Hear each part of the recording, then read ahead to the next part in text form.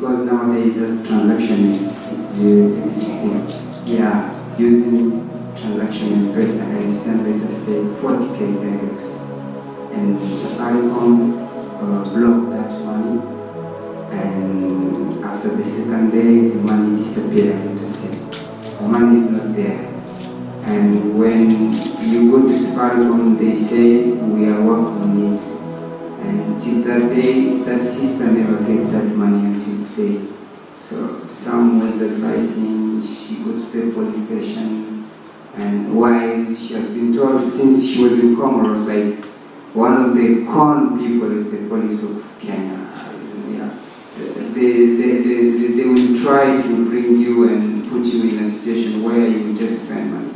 And some others say you have to go to see a lawyer, take a lawyer, and why if you could pay 40,000, and will you be able to pay a lawyer to fight for you because of 40K? So I want to know from you, my question actually, I need advice and orientation from you, how a foreigner can handle a case like that, being owned by a big company like Safaricom like that. So, the second question, before you proceed, go to my brother here. As I believe you're a business developer and sales manager, you can advise also. Like I'm an engineer, I've done electrical engineering and electronics and security system. As I know, Nigeria has the largest population. I believe that there is some cases and insecurity in Nigeria. So let's say I decided to go to Nigeria, open a small company of security system to be able to make money and while helping the country also for the insecurity. So how should I start? So from your experience and from your advice, how should I start? What is the main point or main things that I have as a foreigner I should have, and to be able to invest in a small company of security company in Nigeria? Thank you. So that's the question. All right. So I'm not sure I can give you, adequate advice at this point or in this forum, but I would say that usually just as we said, you need to understand the regulatory climate and also the operational climate of the country that you're getting into. So in this case then, if you're talking about Safaricom, then you need to, as a service provider, then you need to understand the policies. Because at this point I wouldn't be able to actually understand why the money was blocked, okay? But then is it that it was sent outside their policies, right? Sorry, it's saying, okay, some others gave us some reason, like she bought the line the same day and the next day she received a big amount of money. While when she was buying the line at Safaricom shop, they could tell us their policies, like you cannot receive such amount of money until you have been here for 6 months or 3 months, or you cannot receive money through M-Pesa. But when you buy the line, they just tell you can transact, you can receive, and you can do this. They just call you as they say.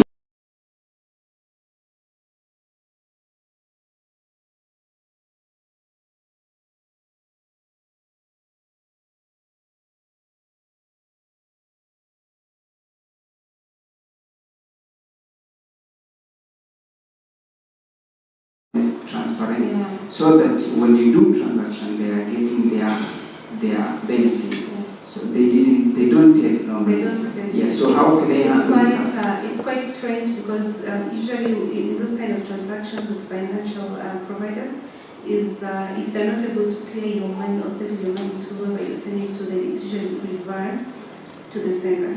Okay. That is why I'm saying it's very hard for me to analyze the situation, because then I wouldn't even know how it gets. Because usually, even when you look at banks, financial institutions, they always have a settlement period, isn't it? Where at no given point should they have an amount hanging around. Yes. So I wouldn't be able to understand why it was not reversed, or at least I got lost. But then I can say in such circumstances, then you just look at the policies of the provider.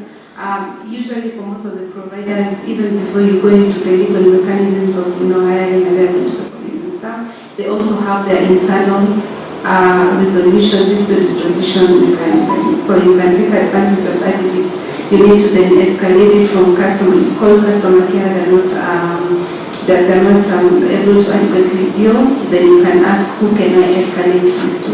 And you keep escalating and escalating it until maybe you get to a supervisor who is able to resolve that. Now, if it's something that needs to go to the police, then I think a lot of the police is the police, right?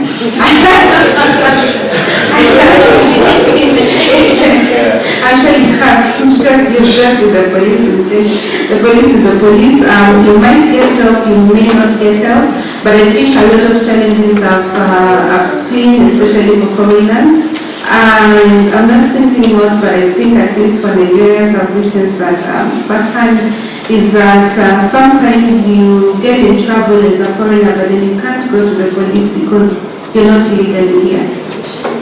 Okay, so I once did accompany a client to the police station, a Nigerian client who had been mugged, and they lost their iPhones and they just wanted it traced, and they literally had a visa stamped onto their passport and all that.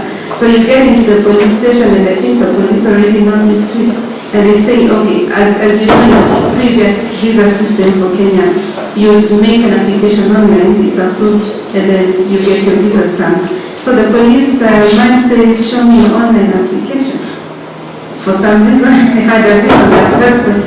They didn't have an online application. So how it ended going is they ended up paying the police again at that point. And as you see, if you're in that scenario, then it makes it a little bit difficult for you to get help. And then, so which then ideally means that you're just left into your own mechanisms, maybe into your own losses and stuff like that. But then if you're in a position where you're properly organized in the country that you're operating in, so you literally can actually walk into a police station, lodge a complaint, you're able to properly identify yourself, then I think you can get help. But if you're not, then it becomes a little bit of a problem. And then again, when you go to, let's assume something that needs to go to a lawyer, you don't always need to start it in court, right? Start with a demand letter, simple. It's something that shouldn't cost too much. Most people would heed to demand letters, right? Even sometimes you literally don't even have to go to a lawyer to do a demand letter, isn't it, Jared? You can do a demand letter by yourself. Just start with your own demand letter, send it formally, see the response. If it doesn't hit after a couple of demand letters, then you can escalate it to a legal demand letter. In most cases, they will yield just at the demand letter stage. But so you can just try a mix of both. Internal mechanisms is always a good place to start. In most cases, you're able to resolve your issues at that stage. So it doesn't need to be overly costly, but then again, you need to understand the policies of the service provider that you're using. If it's a Franco-Anglo, most of the providers nowadays will have websites. Nobody goes through website terms and conditions. You need to make it a habit. You need to make it a habit of looking through terms and conditions before you transact with any provider. Maybe I can just say something about that. You are a foreigner. Is that true? So the money came to your SIM card. It is reflecting your SIM card. What do you mean reflecting this? You say the money was sent from another country. Yes. Or your native country to Kenya. So you saw the money, it's reflected in the phone. Yeah, it's reflected in as a message. Actually, the case was for our sister, and she came to tell me and show me the message. But after a couple of hours, the money was frozen. Okay. Now, number one, because you don't understand, it's a very common the way they work and all that. You should have taken someone who is Kenyan who understands, more about Safaricom. You go with him so they can ask them some questions. Because you say that the money disappeared. So when you explain under which circumstances the money disappeared, because that's very important. Because if you don't just know the money disappeared and then you just go. You need to know under which circumstances. Because when you understand the circumstances, it will be easier for you to know. Maybe there is something that maybe you didn't know about it, or maybe the person saying the money maybe not was correct. And maybe that's why that was that. Because there's no way money can disappear from there. It's not possible. It must go back to the center. If there's nothing that so it's one is what to. So I think my advice is before you go to the police, because you have to spend money, and the police will have your phone and they will ask you for more money. That's how I wish I had. Yes, that is it. And even you don't need to go to the lawyer for the letter. First of all, get trust under which circumstances the money disappeared, because that's the one you used disappeared. Thank you. Okay, just to add to what they say, when I go to the region X or Twitter, when I have any challenge of any company, anything in the world, I just tell them. Anyway, I'm going to your question. I need to also ask you, are you talking about physical security or network security? I'm talking about physical security and now it's a small company of installing security camera in supermarket, shops, access control, biometric time. That's network security. That's network security. When I mean physical security, sorry. I would say it's going to physically work in minutes and practicing. Yeah, of course, I understand. We basically also know that if I'm not wrong statistically, but Nigerians happen to be one of the best both white hats and black hackers. I don't know if that makes sense. White hats are those that work for government and help people. If that term is still they say they help people. While black hats basically runs against the government and against the people. You will get these people hacking and all sorts. So, if you can remember, I said doing businesses comes with collaboration. For a business partner to come into Kenya to start a business, there is what almost everybody does, or what most foreign do is that they get a local, register the company in local, and start a business. Collaboration allows you to start at any point, right? Going to Nigeria to solve security problem, it's not like security problem can never be solved. But when it's solved, we have to create a problem to have a solution. So that is going to Nigeria to do business, that's not a big deal. But I believe the problem is already in Nigeria. Yeah, the problem is there, and as I said, most of the problems in Nigeria are managed. Looking at the vast knowledge of Nigerians outside, looking at how we travel, looking at how knowledgeable we are, we shouldn't even be having plenty of those problems, but our problems are even bigger than the entire Africa. So, you really to start a business, it's doable. What you need is collaboration with someone down there.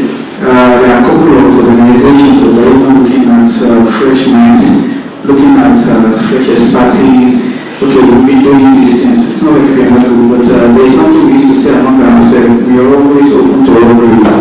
Upgrade is another way of explaining our business. And that's where we have 0.0, 0.1, 1.2, 1.3 is due to upgrade. So you can go in there, probably if you have to business here, you can probably talk after this. Get a link to someone that okay, I can say I'm recommending this person. Obina is recommending this guy to come. He wants to start a business. Show him link here to some few dollars. You already need to know that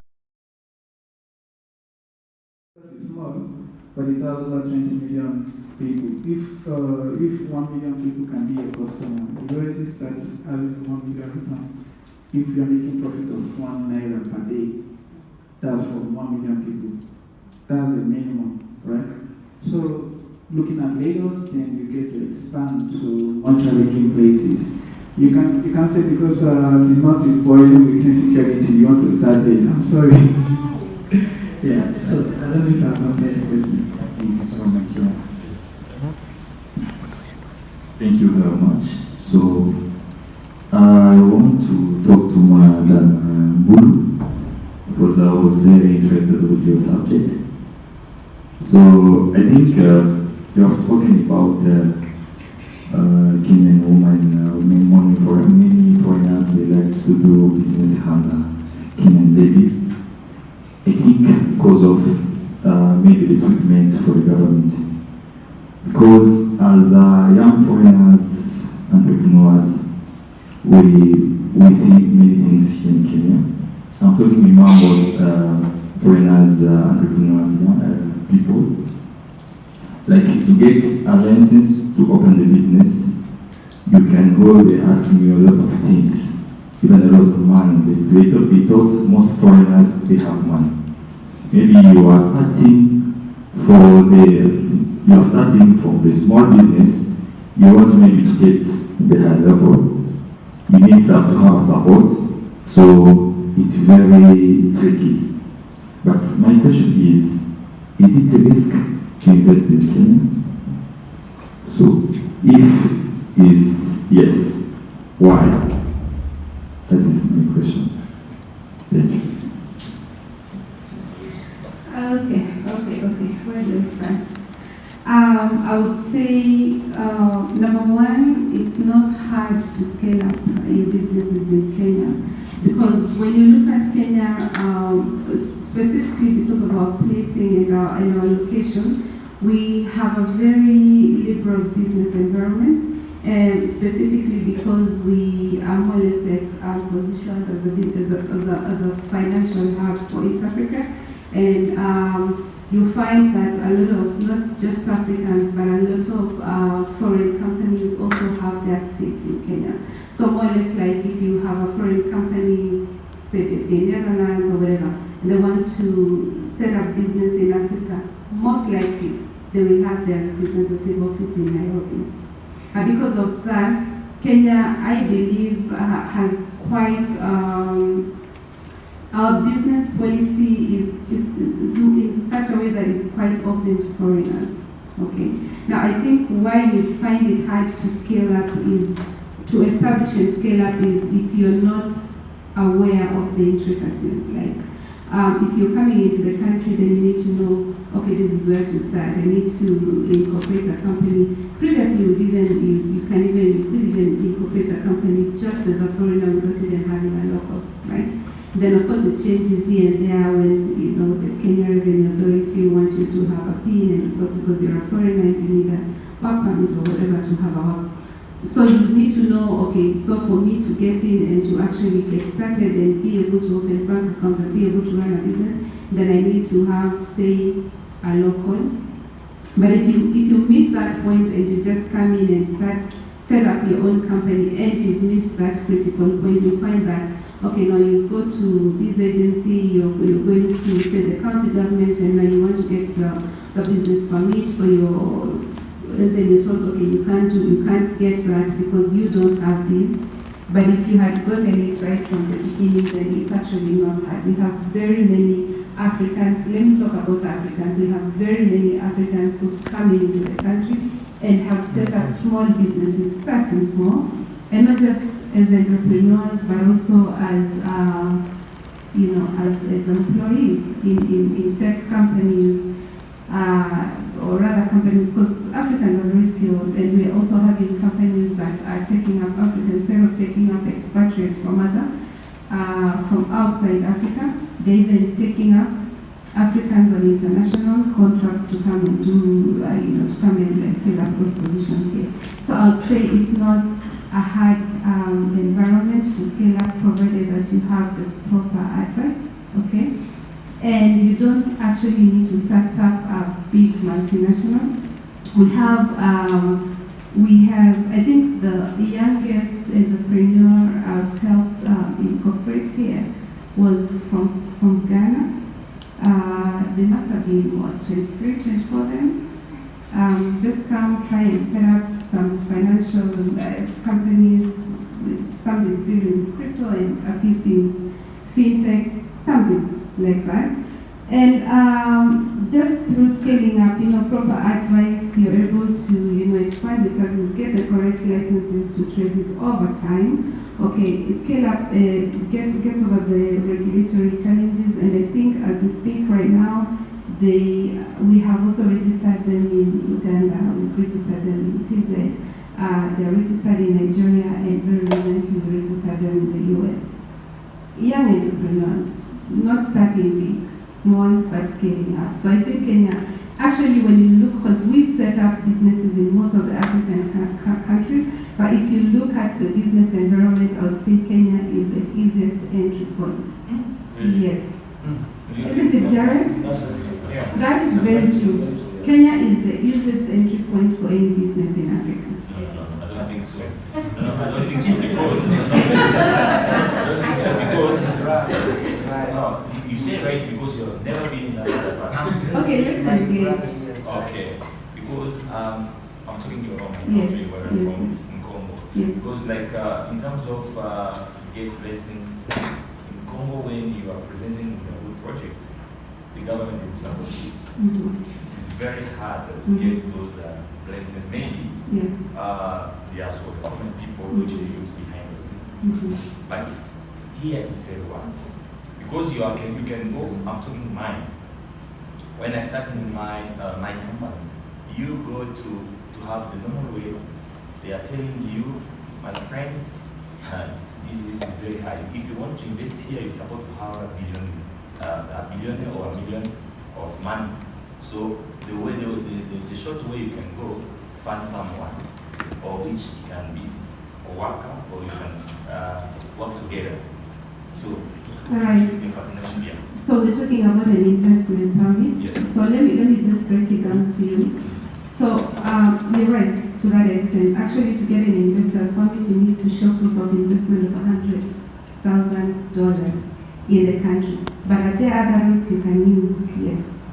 Okay. You can come in on a work permit. One of the things that you can only know through asking and interacting and asking, the right questions, the people who understand it. So we've got people who've come here.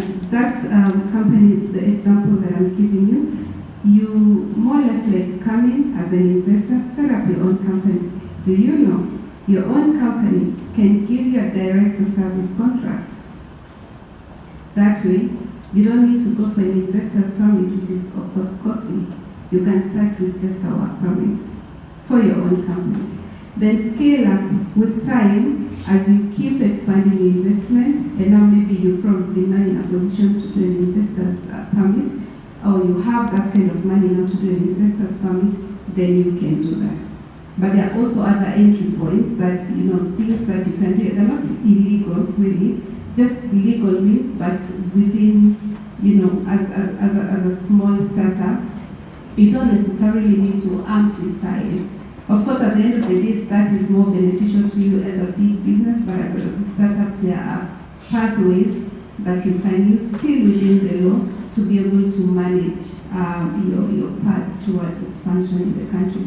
But I'll tell you for sure, all the African, even every African company that we have that has come, most of them will want to set up in East Africa, right? In the East African countries, so Kenya, Uganda, TZ, Rwanda, Burundi, maybe it's not Nigeria, but every company I've worked with has preferred to start in Kenya.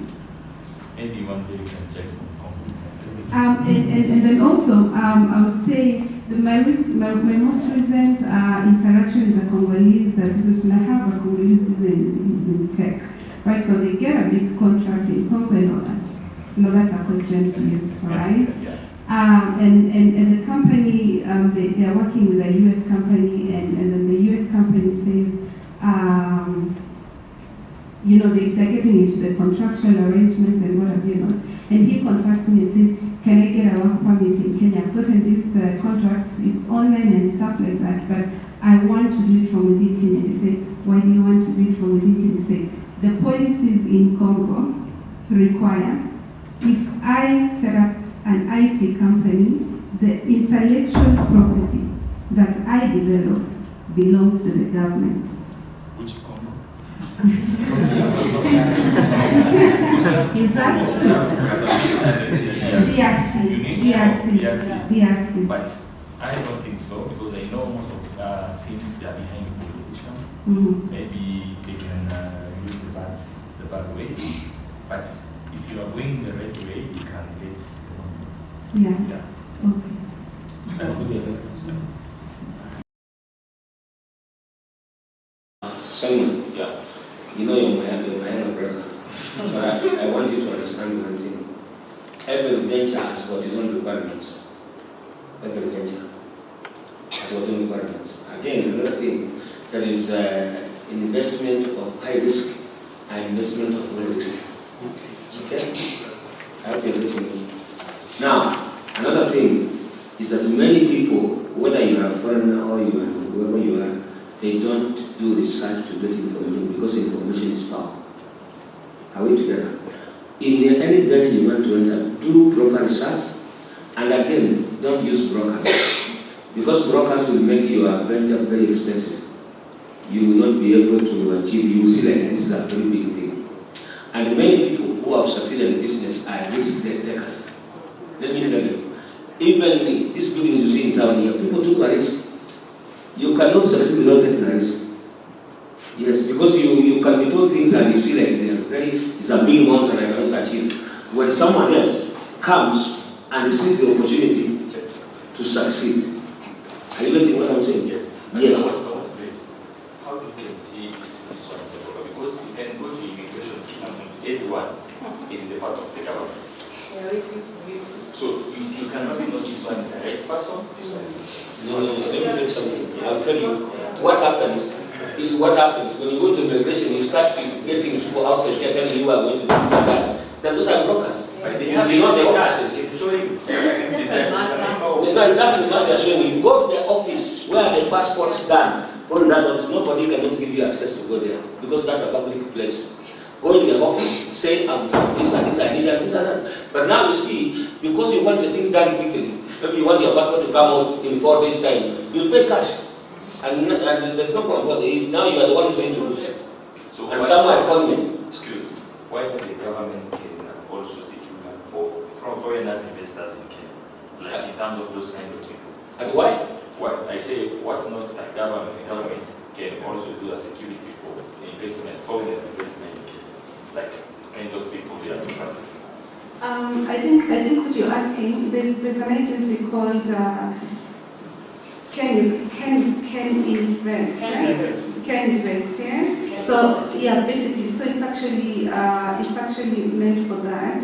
So it usually when they did set it up, it was supposed to be a one-stop shop for all business permits that you need to set up your investment in Kenya. So if you go through them, then they are able to more or less like receive you, and they can help you get set up right from, more or less like through them, sort of you get all the business permits that you need to set up your business, depending of course on the industry. Because again, another thing you need to understand is that every industry is specific, every industry has its own requirements. There's no one fit-all for all businesses. So just the same thing as the good doctor is saying, when you're coming into the country, you also need to look at, so what is it that you want to do, and what are the specific requirements for that sector, yeah? Because you could be consulting your friend and they're telling you, you don't need this, you don't need this, you don't need this, but they probably didn't need it because they are not in the same sector as you. But then again, and that's why I say when you hear of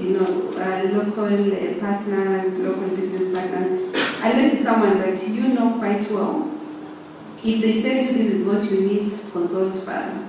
Like just if they tell you this is the cost, and Kenya happens to be quite information is everywhere. Even if you go online and you say what is the cost of getting this and this and this permit, this and this and this county, you will get the information. So consult, read readily, check, information is readily available. So if you come to me and I tell you I don't know, $20,000 to get your permit, just get into the finance website, check how much is it to apply. If it's 10,000, 20,000 to make an application. Yeah. That's nice. Thank you for your information. as we are going in our closing remarks, sorry?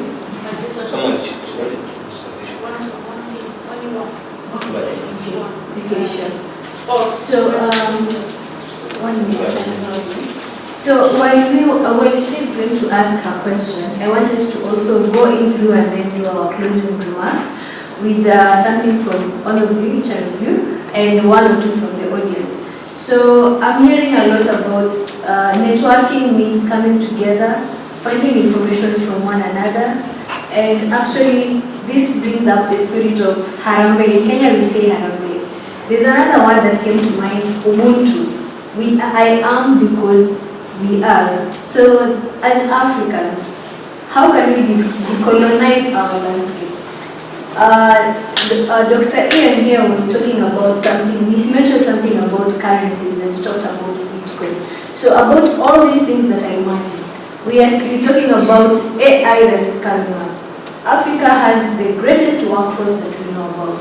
We have the biggest population. So as she's asking our questions, I want us to answer her questions with the closing remarks, following along these points, and how now we can move from there and build a bigger and stronger Africa for ourselves and for our children. Yes. Good afternoon. Yeah, my name is Lavenda Christine. I'm a teacher. I teach French and also English, and I'm also an international relation. So I happen to work in the, I just want to also support her answer to my brother here. I worked in the Honorary Consulate of the Republic of Cote d'Ivoire in 2015, and as I was attending some diplomatic meetings, there are some countries which have been exempted from some businesses.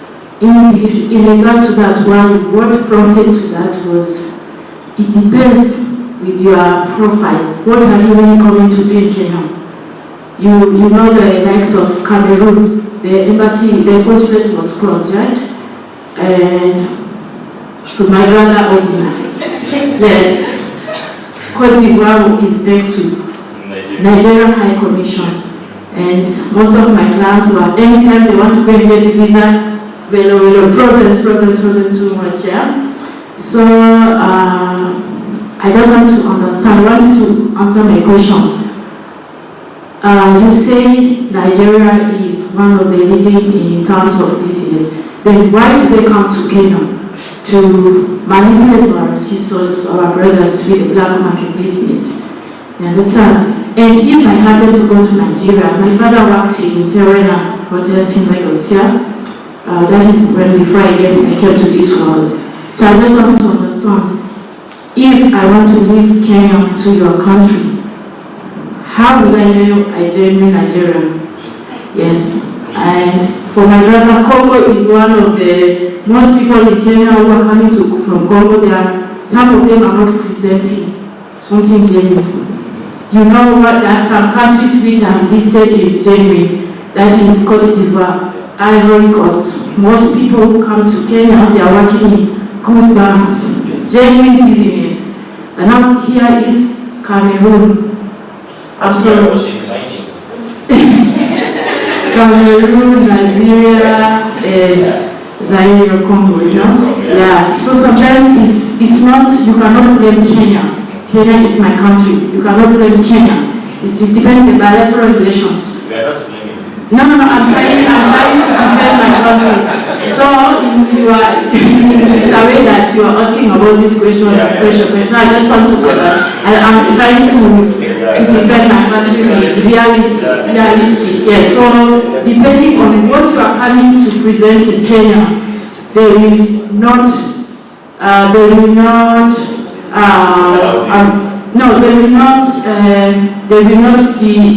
refuse you to do your business. It only depends on what are you presenting and who are you.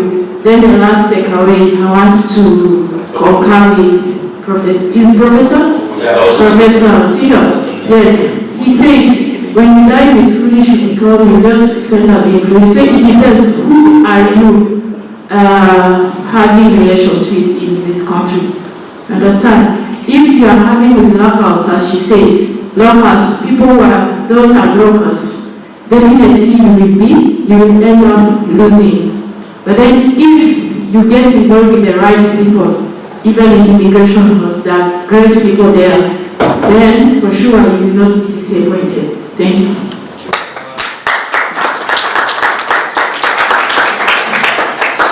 So let me ask, I would ask you one question.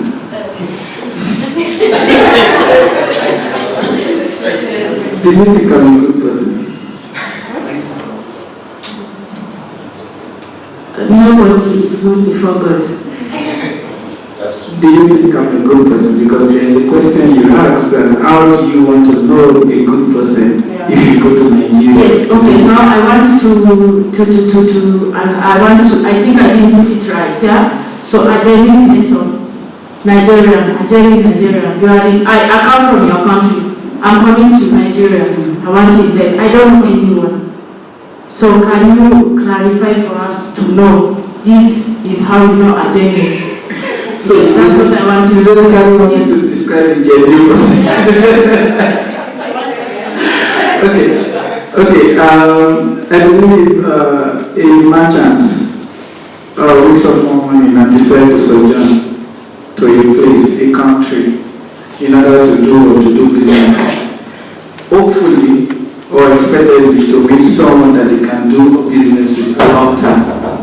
Having this in your mind that, hey, I don't want to meet someone to come me or anything, will not make you leave the place that you are. Like you said, business is all about risk.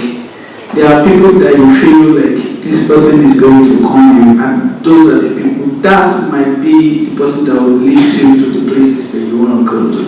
And there are people that comes in this all sweet talk, you know, and at the end of the day, you wonder where you eat from, you understand?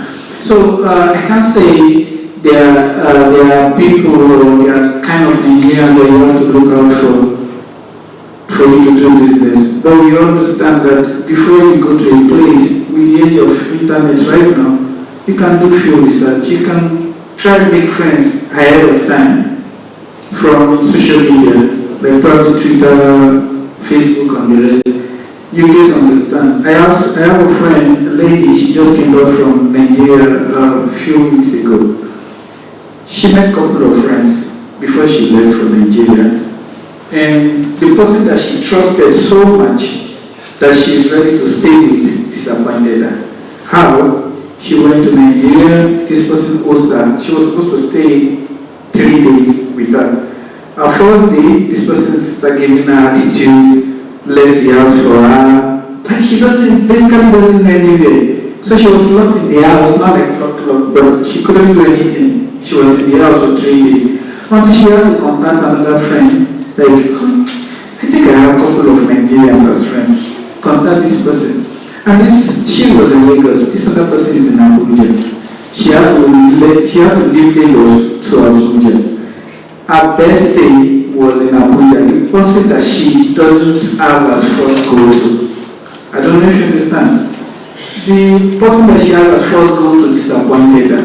And she went to Nigeria to sell her book. Yes. So you can say this person is genuine from day one and this person isn't. All you need to do is just what my dad used to say. If I ask to go look for something, go check on my books. Most of us don't like to read. Most of us don't like to do research. Most of us don't like to ask questions.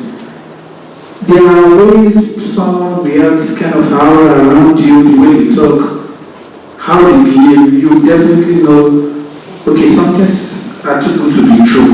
I need to be careful. You know. So you ask the question, why do Nigerians come here to do business if their business is being done in Nigeria? Why do United States American citizens come to Kenya? Why do every other country come? You see, as a business person, you need to think of expanding your horizon of business mindset, right? As a Nigerian comes here, because there is competitive market over there in Nigeria, For instance, you do things as an African that sounds resemblance. We are all together as one, and this event allows you to open yourself in order to do or to explore every other country. I've never been to Comoros. Anytime I hear of Comoros, I hear of Anaconda, Komodo. You understand? But this is my first time of meeting some from Comoros. During the African Mission Cup, a lot of people know about Cape Verde, but we didn't know about Cape Verde. I don't know if you understand that. You know there is a country called Cape Verde, but we don't know there are people of Cape Verde. So the Nation Cup allows people to do or to know that, okay, there are this kind of amazing, beautiful people from Cape Verde. People try. There was a time the highest search was Cape Verde. Who are these people? You know, not for the soccer they play, but for who they are. So if you open your mind to travel around Africa, there are some things that education will do to you. Travel is part of education. There are some things it will do to you. It will reduce your bias mindset, your negativity towards another African brothers, and the fact that you love to explore. What is being produced in Kenya may not be produced in Malawi. But you traveling to Malawi, we allow you to understand that, okay, I can actually take Kitenge there, which is better than the fabrics they have, and it will say, oh, I can say this Masai shoe that it's rejected in Kenya. It could be another farming shoe for people in those places, probably, let's say, Central African Republic. You know, places. It's how you can do that is by traveling. How do you want to know which in Nigeria? It's by going there. You understand? I was in Abidjan sometimes back. I had a couple of problems to the point I was scared. But I had a problem with Airbnb. So the Airbnb said, find a place to sleep. Come on, this is traffic here. Where did I sleep? But it was people from Abidjan were like, hey, bro, some of them can speak English, or some speak French. So I had to sleep in the mosque. Yeah, I had to sleep in the mosque. But besides me sleeping in the mosque, they took me to local places to eat something because me, I love local food. We were talking as if we've known each other before. I was trying to speak the little French I understand, which is Carrefour and then I was a little bit too much just to feel at home. But one thing I was pleased about was the fact that they recognized me first as an African who just come to Abidjan to do what? To enjoy the sea breeze and everything. So let's look at collaborative way of doing business together as an African and also embrace ourselves as an African. Thank you. Now, my sister, I just want to say something. You know, when you meet, you get your girlfriend on the road, and then you know you see her, she's very good. She can make a good wife. But when you get in the house, after staying for some time, you learn some things, something. Is that true? Yes. What you saw on the road is not what's in the house. Is that true? Now, I want to come to your question. You said, how can you know a genuine person? Now I want to tell you this. Number one, before you engage any business with somebody, take some time to interact with the person. You know, build a relationship. Because business is about relationship. Okay? Don't just meet a person twice and then you think this can be a good person. The person can change overnight. Depending, maybe the person is seeing what you are having, yeah, so that they can now get it from you. That kind of a thing. You see the point. Another point is that before you engage in business, make sure you pray to God before you engage. God will not mislead you unless you mislead yourself. Just listen to God, what He's saying about this business. The other problem with us, we don't pray even when we start anything. We think we are capable, we can do this and that, and then we fail. So let us listen, pray and listen to what the Lord is telling you to do. And I'm sure you will fail. God will give the right person and you'll find yourself succeeding. That's what it is. Yeah.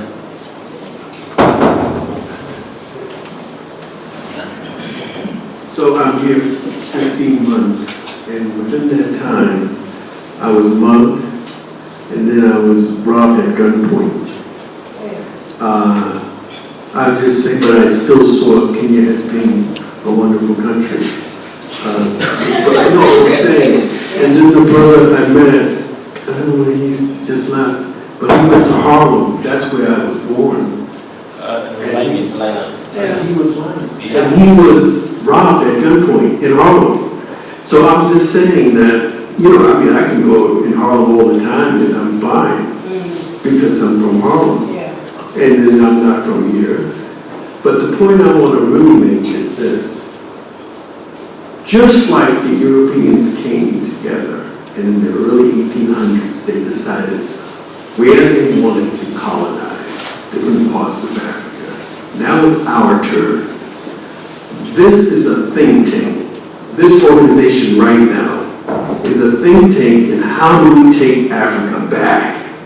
I'm not just saying this to start a civil rights kind of thing or anything. I'm simply saying that we have the minds. We have brilliant young people that could find ways to get around the most craziness of Safaricom, the most craziness of the foods that are being sold in our markets that are killing us. I practiced for 30 years. And after 30 years, big insurance companies came after me. You know why? I was making too much money.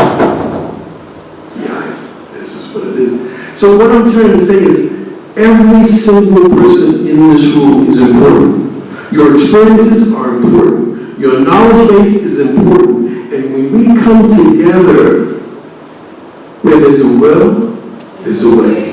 We can find ways in which we can get around the poverty, right? Even with these IPOs, I mean, they're brilliant minds in this house right now. And it's just a matter of us believing that we can do it and getting it done.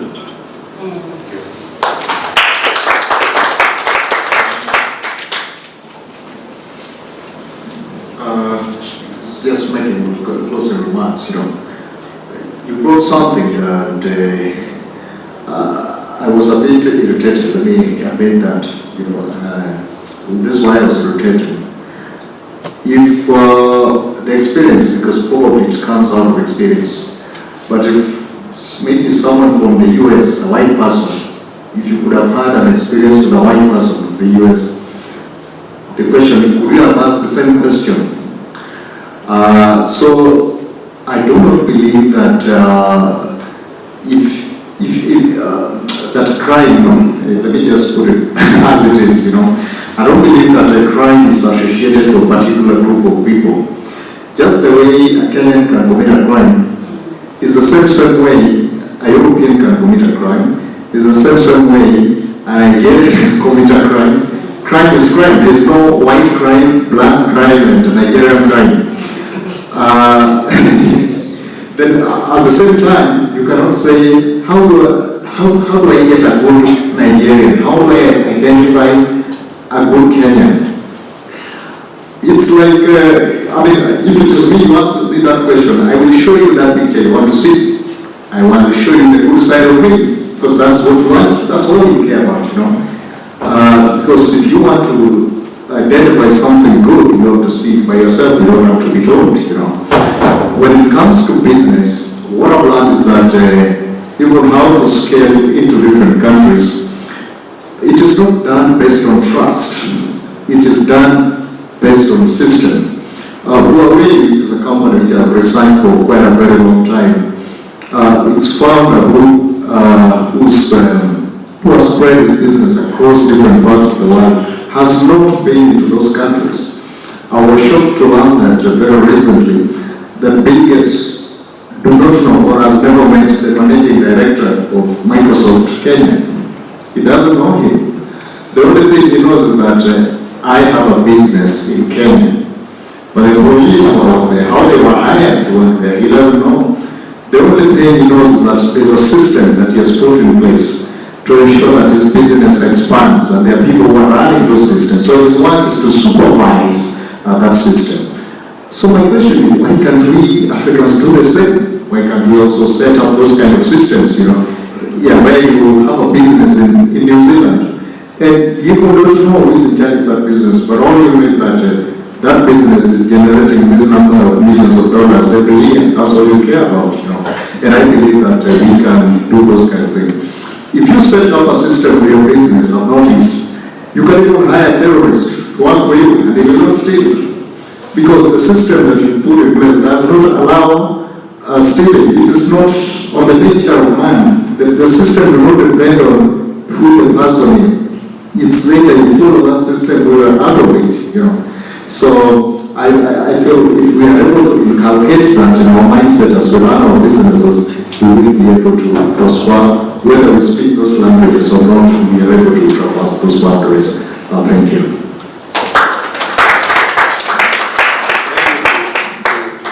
To add something more, everything, depends on foundation.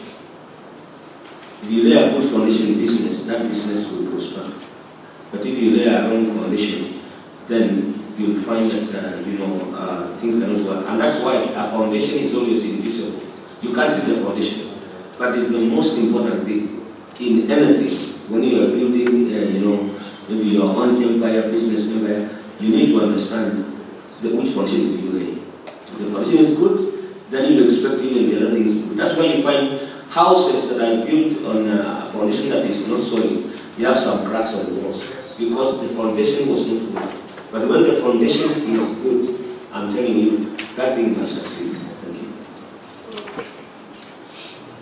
Okay, and just to sum it up, I would say having had the opportunity to represent a number of multinationals that are coming to Africa to set up businesses, I would say that there are many opportunities. Everybody is looking at Africa. And when they do set up here in Africa, they utilize our brains to actually run with their projects. And the fact that we're having this kind of dialogues then it more or less like shows the initiative, shows the desire to take up those opportunities by ourselves. And I would say with the right setup, you're able to take up those opportunities as Africans, by Africans. And more or less like we just need to learn how to set ourselves up, how to lay the background, how to mobilize capital, how to mobilize resources. But I would say that the opportunities are endless and Africans can actually take them up and run them successfully. Okay, thank you so much, our panelists. It's been such an informative session, and we are really grateful for you being here. It's gone on longer, but it has gone on long enough, I think, yeah? So, but it is on its way, yeah? Yeah, so, yeah, DJ, you can give us something. Also, I want your Fulham requesting you to come give us something.